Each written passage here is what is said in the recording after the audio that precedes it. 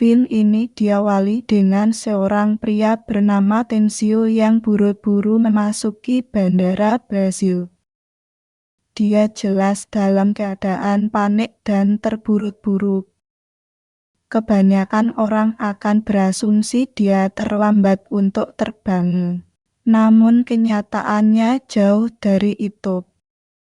Dia mendekati meja bantuan untuk meminta tiket apapun ke Barato. Hanya untuk menemukan tiket berikutnya yang tersedia berjarak 2 jam perjalanan. Meski begitu, dia membeli tiket tersebut hanya untuk melintasi terminal. Sementara itu, di bandara yang sama, seorang influencer ternama bernama Ines sedang melakukan video chat dengan seorang temannya di New York ketika dia tiba-tiba tersedak dan pingsan. Dapat dimengerti bahwa Ines merasa prihatin, terutama karena dia tidak berdaya membantu temannya. Di luar, pemirsa televisi memperhatikan bahwa reporter dan pembawa acara langsung pingsan saat siaran. Tidak hanya itu, tetapi banyak orang ditemukan tidak sadarkan diri di tanah. Penonton menganggap itu pasti semacam lelucon, kecuali Terensio yang memahami situasinya. Dia menyatakan sudah waktunya dia turun tangan dan bergegas ke terminal. Memanfaatkan kesempatan ketika penjaga terganggu, Terensio mengambil senjatanya dan meminta semua orang untuk membersihkan jalannya. Dia bergegas menuju penerbangan yang hendak berangkat ke Moskow. Dalam beberapa menit, hanya beberapa penumpang yang naik ke pesawat ketika dia masuk dan menodongkan senjata ke semua orang. Pilotnya hilang dan kopilotnya, Mateo, enggan membantu para teroris. Saat mereka berebut senjata, sebuah peluru mengenai telapak tangan Mateo, melukainya. Di luar, para penumpang panik dan pramugari, Gabriele, berusaha tetap tenang. Terensio muncul dari kokpit, menanyakan apakah ada pilot di dalamnya. Seorang wanita bernama Sylvie berdiri meski hanya pensiunan pilot helikopter. Di bawah komando Terensio, dia dan Mateo berangkat bersama semua penumpang lainnya. Avioniknya rusak akibat peluru, sehingga tidak ada seorang pun di pesawat yang dapat menghubungi siapapun di luar. Setelah pesawat mengudara, Sylvie dan Mateo berusaha semaksimal mungkin untuk berunding dengan Terensio. Namun pria itu tetap pantang menyerah. Dia mengaku sebagai perwira yang ditugaskan di NATO dan mengetahui sesuatu yang tidak mereka ketahui. Setelah ditekan, ia mengungkapkan bahwa sinar matahari telah mematikan. Mulai keesokan harinya, matahari terbit akan membunuh semua orang, bahkan mereka yang berada di dalam ruangan.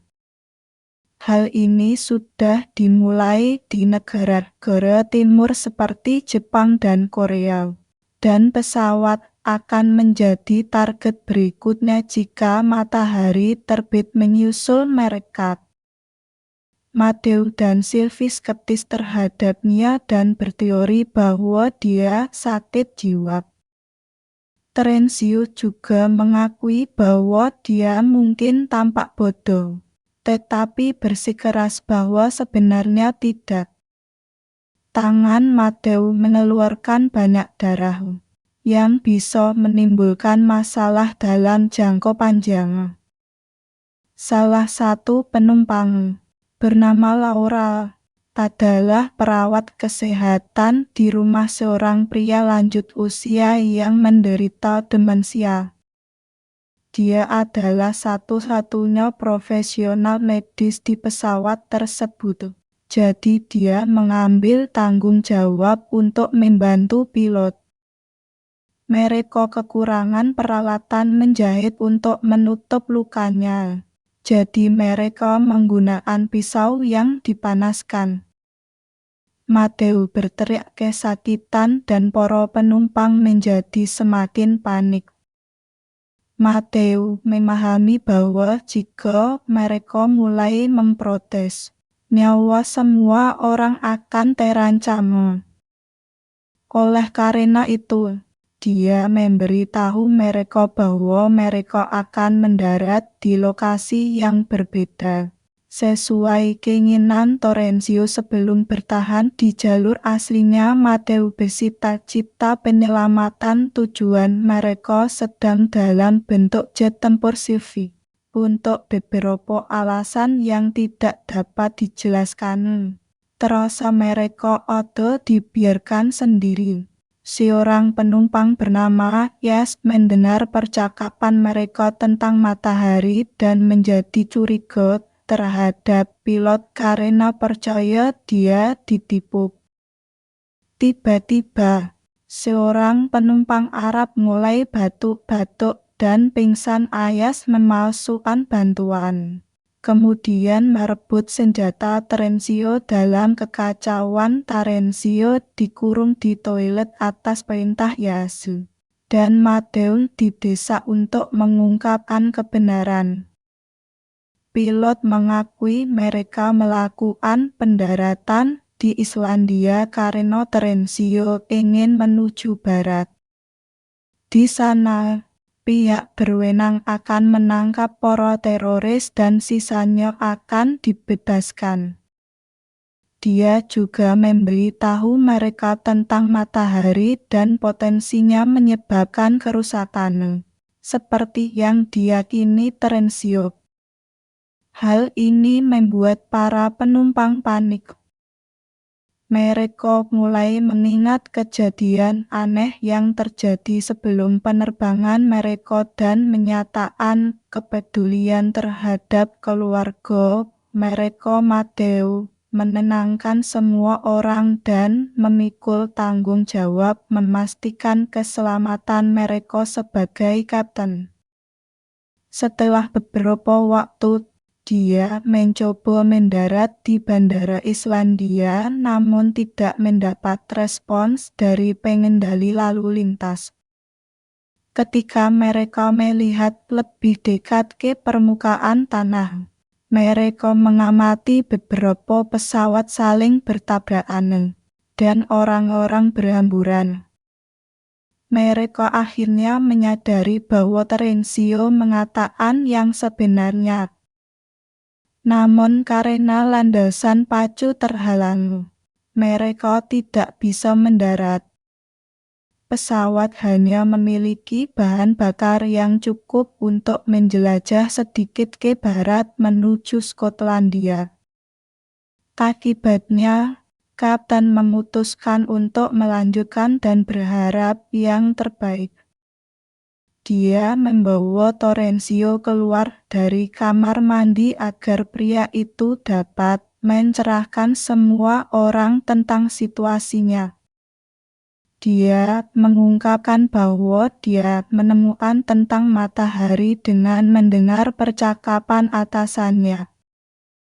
Dia tidak mengetahui alasan terjadinya atau apakah akan berhenti dalam waktu dekat. Yang dia yakin adalah jika mereka ingin bertahan hidup, mereka harus terus terbang menjauhi matahari terbit. Sementara itu, pria Arab yang pingsan tadi tetap tergeletak di lantai, kesulitan bernapas dan diambang serangan jantung. Dengan nafasnya yang semakin menipis, dia mengungkapkan bahwa dia menelan berlian. Perawat Laura berusaha sebisanya untuk mengeluarkan berlian dari tubuhnya. Maksudku, untuk menyelamatkannya. Tapi usahanya sia-sia. Secara bersamaan, mereka melakukan pendaratan darurat di Skotlandia di mana Matthew menghentikan pesawatnya hanya beberapa detik sebelum bertabrakan dengan tembok. Mereka melangkah keluar dan ponsel mereka mulai berdering dengan pemberitahuan dari orang yang mereka cintai. Internet dibanjiri berita tentang sinar matahari yang mematikan. Separuh penduduk dunia telah binasa dan separuh sisanya bersiap menghadapi kepunahan mereka. Bandara sepi karena setiap orang yang bisa telah melarikan diri dan sisanya tersembunyi di titik gelap, mengharapkan perlindungan. Namun, berita menunjukkan bahwa orang-orang meninggal bahkan di dalam bunker di Bentban. Mereka dihadang oleh 3 prajurit RAF yang mencari bantuan. Mereka hanya punya waktu 45 menit sebelum matahari terbit. Jadi mereka memutuskan untuk mengumpulkan perbekalan penting dan menuju ke barat. Di antara penumpang tersebut adalah seorang insinyur pesawat terbang, Jacob, yang ingin kembali ke istrinya yang sedang hamil untuk menyelamatkannya. Tetapi demi keselamatan kolektif para penumpang diminta untuk mundur. Setelah mengumpulkan perbekalan dan mengisi ulang, tangki pesawat terisi dan mereka lepas landas 1 kali. Sekali lagi, salah satu prajurit kebetulan adalah seorang pilot yang mengusulkan agar mereka terbang menjauh dari garis khatulistiwa untuk mencegah matahari menyusul mereka dengan cepat. Tujuan mereka selanjutnya adalah Kanada, di mana mereka berencana mengisi bahan bakar pesawat lagi dan memperbaiki radio. Setelah beberapa saat, internet pulih dan telepon mereka semua mulai berdering. Mereka menerima pesan terakhir dari orang-orang terkasih mereka yang telah meninggal dunia di Brussels. Kemudian, seorang pria menemukan sebuah artikel yang menyatakan bahwa penyebab bencana tersebut adalah polaritas matahari. Penumpang lainnya, bernama Horsta, adalah seorang spesialis iklim dan memahami arti dari polaritas matahari. Dia menjelaskan bahwa setiap 11 tahun, medan magnet matahari membalik, tapi tidak ada yang tahu kenapa. Hal ini tidak berdampak signifikan terhadap dunia, sehingga tidak banyak penelitian yang dilakukan. Namun, selama beberapa dekade terakhir, intensitas pembalikan menjadi semakin lemah karena Horst percaya bahwa pembalikan menjadi jauh lebih kuat di arah lain. Jika klaimnya benar, maka bumi dibombardir dengan sinar gamma dimanapun matahari bersinar. Itulah sebabnya banyak orang mati seketika. Mereka tidak mempunyai sarana untuk memvalidasi teori tersebut karena para ilmuwan yang menerbitkan artikel tersebut kemungkinan besar juga sudah mati. Saat itu, Yas menemukan laporan berita yang menyatakan bahwa prajurit RAF yang mereka ambil sebenarnya adalah teroris dari Afghanistan. Mereka ditangkap dan diangkut kembali ke negara mereka. Di bandara, di luar, salah satu dari mereka terlibat pertengkaran dan mendorong pria tua yang mengidap demensial. yang mengakibatkan kematiannya dan membuat para penumpang tidak setuju. Menjadi teroris itu keren, tapi mendorong orang tua. Kawan Sylvie memberitahu Matthew tentang laporan berita tersebut dan keduanya memutuskan untuk meninggalkan para teroris ketika mereka mendarat di Kanada. Beberapa menit kemudian, mereka mendarat dan punya waktu 2 jam sebelum matahari terbit. Beberapa korban sinar matahari tersebar di seluruh kota. Teroris bertugas mencari perbaikan komponen radio di toko terdekat. Mereka setuju tetapi bersikeras untuk membawa Gabriel dan Jacob bersama mereka. Masalahnya adalah Jacob mengetahui rencana tersebut tetapi tidak dengan Gabriel.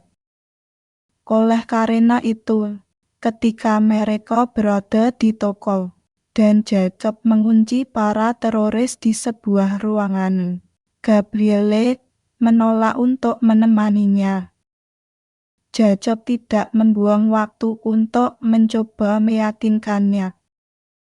Akhirnya, dia berhasil sampai ke bandara sambil dikejar oleh teroris. Tapi Gabrielle tertinggal di kota. Pesawat lepas landas tanpa dia. Para teroris mengikutinya dan mampu menabrak jendela dengan peluru. Untungnya bagi penumpang, itu hanya menimbulkan celah. Jadi, jika mereka mempertahankan ketinggian level, itu tidak akan pecah. Seorang anak yang sakit parah bernama Dominic juga sedang dalam penerbangan. Ayas mencoba mengobrol dengannya, tapi ibunya yang terlalu protektif. Zara meminta pria itu pergi. Tiba-tiba, mereka menerima sinyal radio dari seseorang di Hawaii. Percakapan terpotong, tapi mereka berasumsi bahwa beberapa orang yang selamat tinggal di bunker bawah air. Itulah sebabnya mereka masih hidup. Matthew ingin berangkat ke Hawaii sesegera mungkin, tapi Sylvie yakin pergi ke sono adalah hal yang bodoh karena pesan yang ambigu. Pesan yang tidak jelas adalah tindakan yang tidak bijaksana. Sementara itu, Tensio marah karena Kapten mempunyai wewenang untuk mengambil semua keputusan.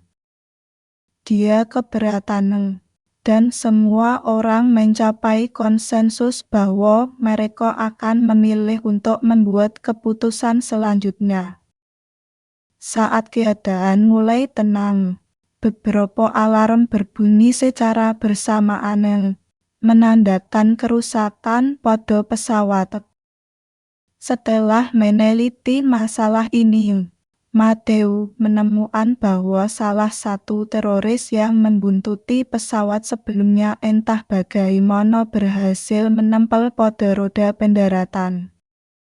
Jika dia tetap di sana, mereka tidak akan bisa mendarat.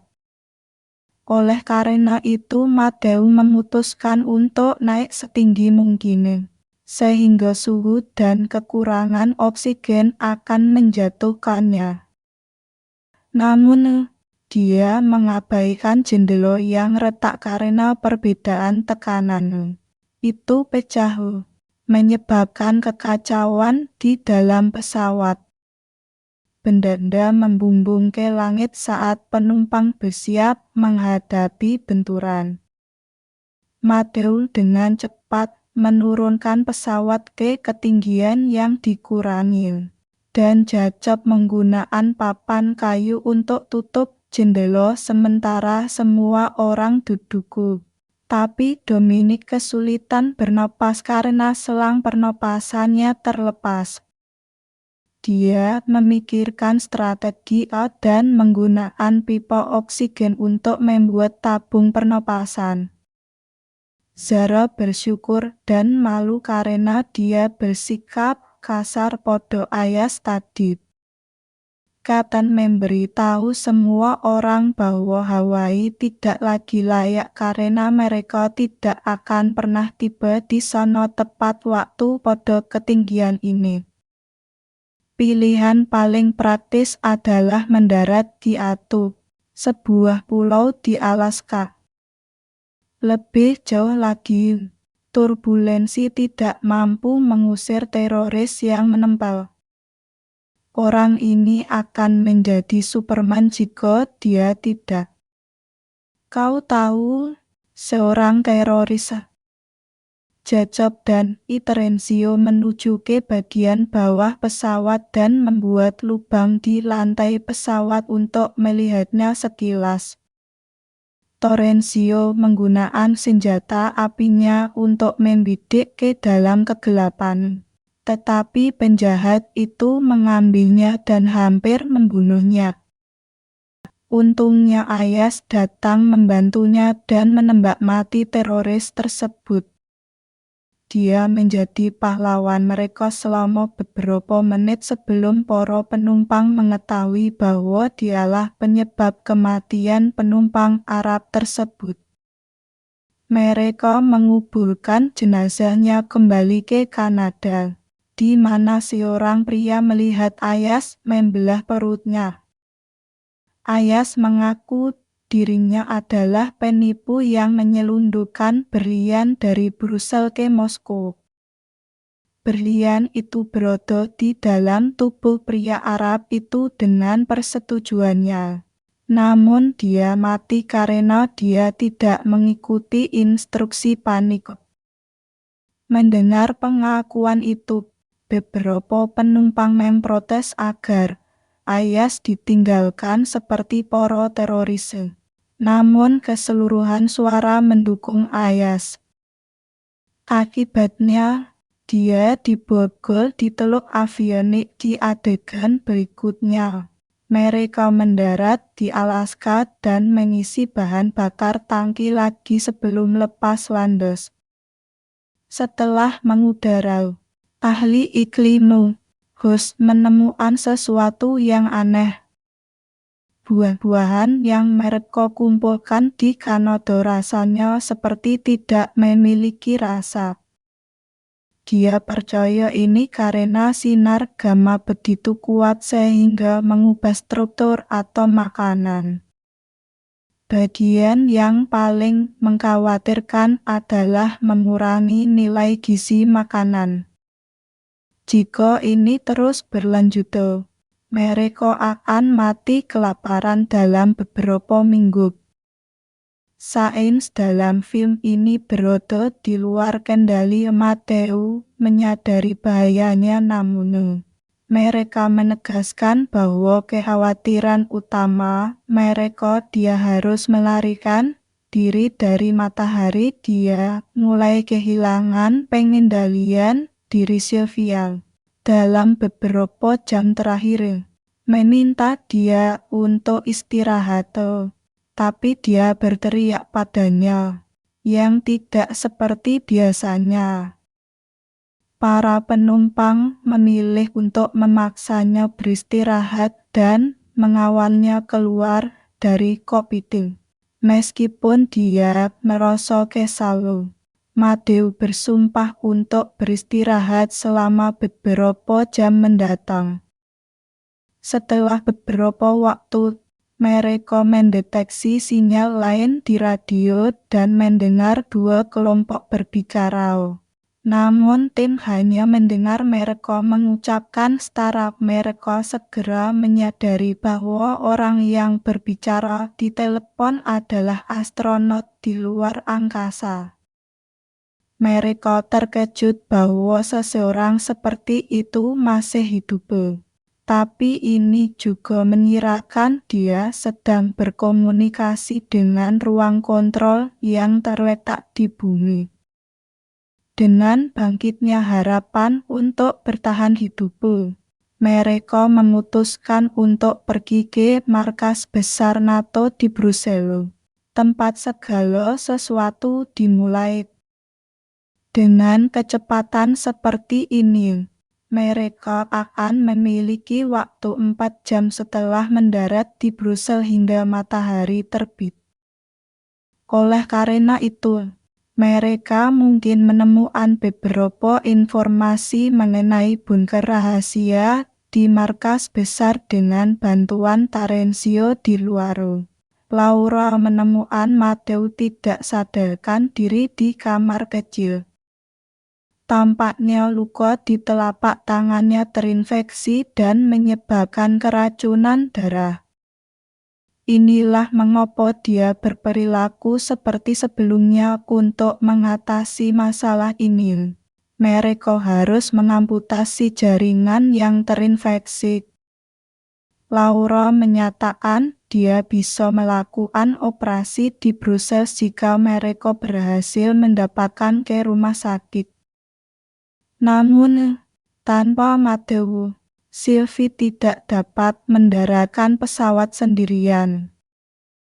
Para penumpang memohon padanya karena dia yang paling dekat dengan pilot yang mereka miliki.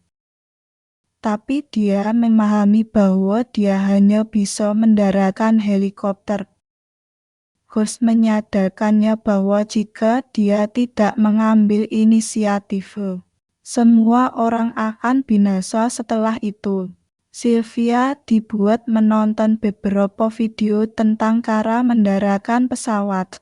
Namun ketika dia harus benar-benar melakukan tugasnya, dia panik. Turbulensi hebat terjadi dan semua orang bersiap menghadapi kemungkinan terburuk. Pada akhirnya, mereka mengalami pendaratan yang tidak stabil. Namun selain itu, baik pesawat maupun penumpangnya selamat. Semua orang memuji Sylvie dan menikmati momen kemenangan di tengah bencana. Tanpa membuang banyak waktu, mereka dibagi menjadi 3 tim untuk melakukan tugas berbeda. 2 pria tetap di bandara untuk mengisi bahan bakar. Sarah, Laura, dan kelompoknya membawa Matteo ke rumah sakit terdekat sementara Terenzio dan seorang pria bernama Rick melanjutkan ke markas NATO. Di rumah sakit, mereka menemukan banyak mayat menghalangi lorong. Dari kelihatannya, orang-orang diberitahu tentang kematian sebelum matahari terbit dan berusaha menyelamatkan nyawa mereka. Laura mengarahkan semua orang untuk mengabaikan kekacauan dan berkonsentrasi untuk menyelamatkan Matteo. Bersamaan dengan itu, Zara mengisi tasnya dengan obat untuk putranya dan yang lainnya. Sementara itu, di markas besar NATO, Terenzio menunjukkan ruang konferensi tempat dia pertama kali mendengar tentang bencana tersebut. Mereka tidak dapat membaca semua surat kabar dengan waktu yang tersisa. Jadi Rick memutuskan untuk memeriksa apakah ada sesuatu dalam rekaman pengawasan saat dia pergi. Terenzio mengejek warisan Turki Ayase, dan keduanya bertengkar. Tidak ada yang seperti rasisme di dalam Kiamat. Dia secara tidak sengaja menyerang Ayase, menyebabkan dia kehilangan kesadaran dan mengeluarkan banyak darah. Sementara itu, Rick menemukan rekaman pihak berwenang sedang mendiskusikan bunker yang terletak di bawah bendungan di Bulgaria. Lokasi tersebut diberi nama Stral, identik dengan yang mereka dengar di radio beberapa jam sebelumnya. Sebelum dia dapat kembali ke Gubuk, Terenzio mendekatinya dan memberitahukan kepadanya bahwa Is telah berangkat. Rick melihat tubuh Ayas tergeletak dalam genangan darah di layar tapi terlalu takut untuk mengucapkan sepatah kata pun. Setengah jam sebelum fajar, semua orang naik ke pesawat. Mateo tidak dalam kondisi prima namun merasa membaik setelah operasi. Terenzio memberi tahu semua orang bahwa Ayas pergi sebelum mereka. Tetapi mereka tidak sabar lagi menunggu dia kembali. Dengan berat hati, mereka menyalakan mesin ketika tiba-tiba sebuah mobil berhenti di depan pesawat dan Ias muncul di adegan berikutnya. Terenzio sedang diborgol di ruang avionik. Sylvie memberitahu semua orang bahwa jika rencana Bulgaria gagal, mereka tidak akan memiliki cukup bahan bakar atau waktu untuk mencapai tujuan alternatif.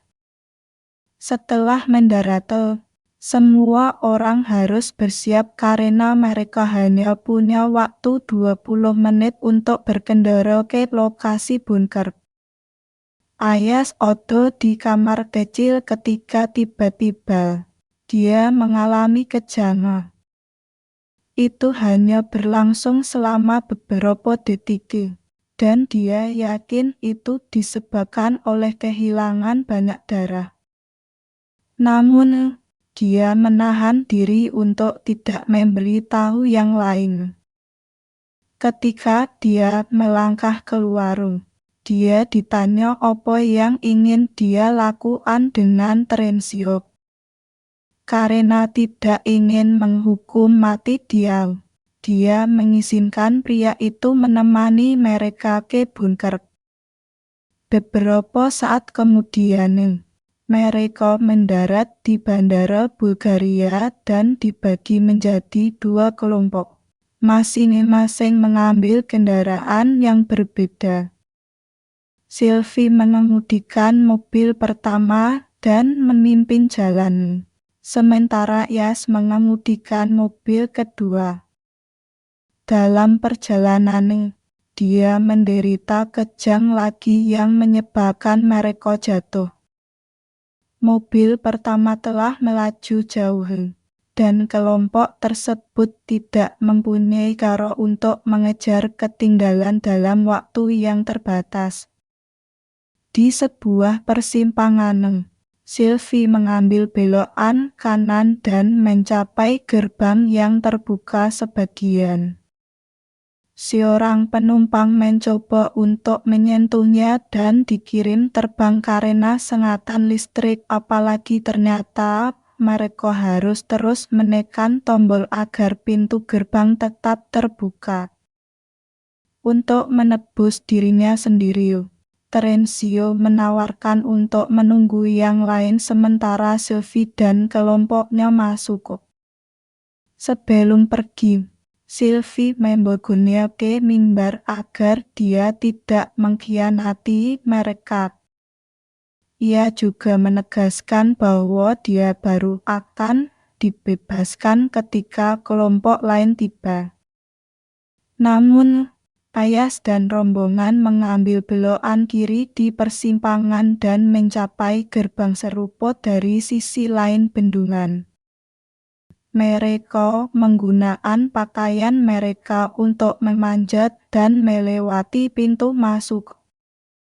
Akhirnya, mereka semua sampai di pintu masuk bunker, meski mengambil rute berbeda. Para penumpang akhirnya disambut oleh personel militer yang menyambut mereka di dalam dan menegaskan bahwa mereka aman di sini. Terenzio ditinggalkan sendirian berdoa memohon pengampunan Tuhan saat matahari terbit. Dia berdiri menghadapnya dan memintanya untuk melakukan yang terbaik. Pada akhirnya, dia pun terbunuh. untuk mengetahui apa yang terjadi pada penumpang yang selamat. Tonton bagian kedua di saluran baru kami. Rekap seri terima kasih telah menonton.